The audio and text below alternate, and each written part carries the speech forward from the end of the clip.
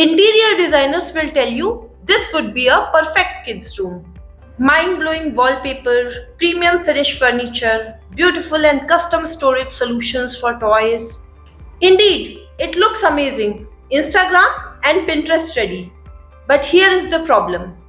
The more structured, finished, and perfect the space becomes, the less space there is for child's creativity to begin. Because creativity doesn't grow in perfect rooms. It grows in spaces where things can be moved, rebuilt, broken, and sometimes messed up. And when your home or kids' room is too expensive, too polished, too perfect, natural chances are that you will not be able to tolerate those much needed mess ups. The result, in spite of spending thousands of rupees, you will find your child saying that I am bored, and you will find yourself giving TV and phone time to your child. Namaskar parents, this is Pranshu, and today in this video we will see how you can support your child's creativity with a minimal workshop space. A space which is not meant for study and sleep, but a space where curiosity and exploration is allowed, and where failures and bold ideas are seen as two sides of the same coin. Alright, let's get started. Before I start, know that having a separate room for kids' workshop is ideal, but it is not essential. At times, kids take many days to complete and work over a craft, and during that period, it becomes really messy. And so, having a separate room just makes it easier for parents to deal with the mess. However, as I said, it's not essential.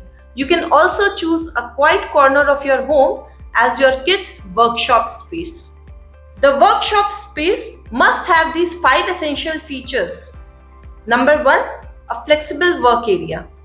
Have comfortable floor mats, 1 to 2 movable tables, and stools if needed.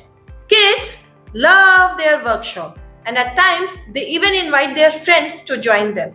So, an easy and open space works best. Movable tables help in comfortable long hour crafts.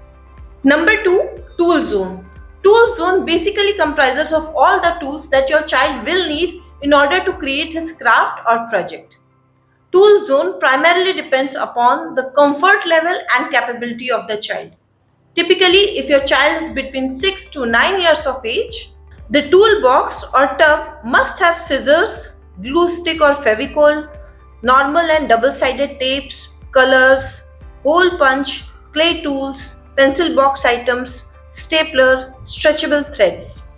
If your child is between 9 to 12 years of age, the toolkit can additionally have hammer, screwdriver set, measuring tape and tools, cutter, needles and threads, geometry box items, glue gun, G-clamp, and if your child is between 12 to 15 years, they can additionally have regular toolbox and basic electronic toolkit.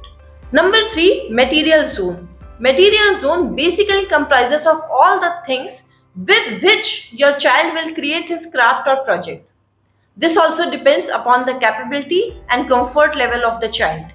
Typically, if your child is between 6 to 9 years of age, the workshop must have papers, both plain and colored, old newspapers and magazines, cardboard boxes, clay, ice cream sticks, fabrics for pretend play.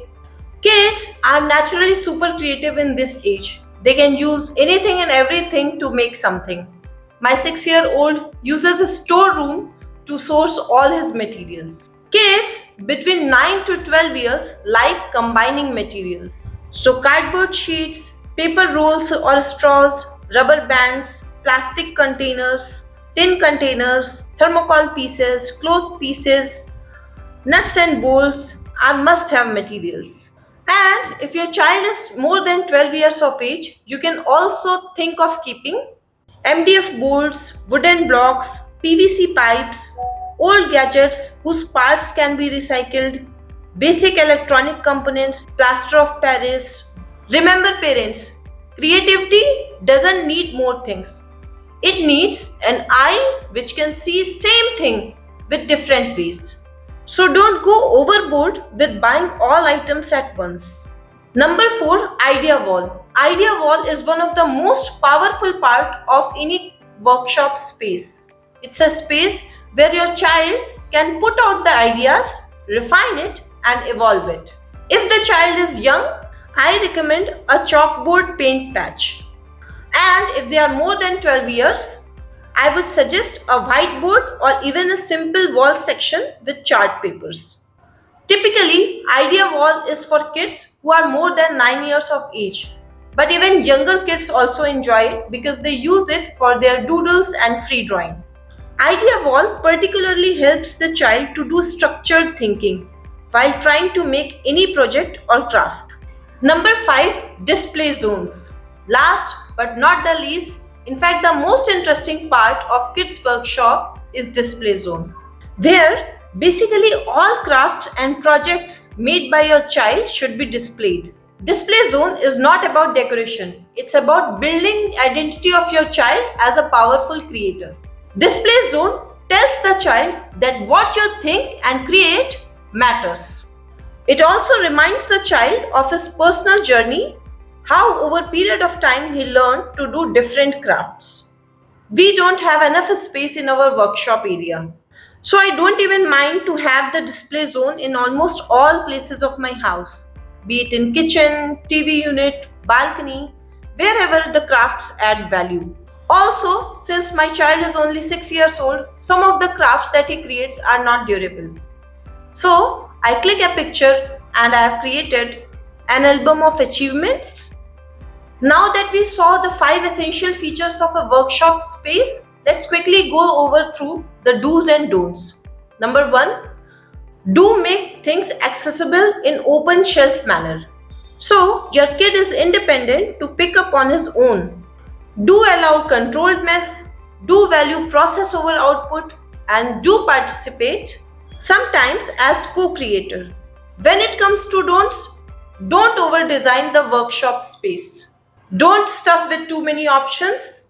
Don't try to correct child every now and then. Failure brings learning. Don't control how things should be used.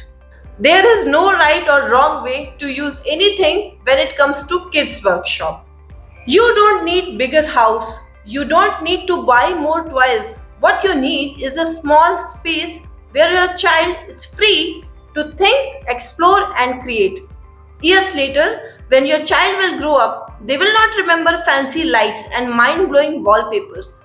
They will remember the creations that they made with their very hands and how, as parents, you were proudly displaying them in the house. Alright, with this, I am signing out. I hope today's video will add some value to your parenting approach.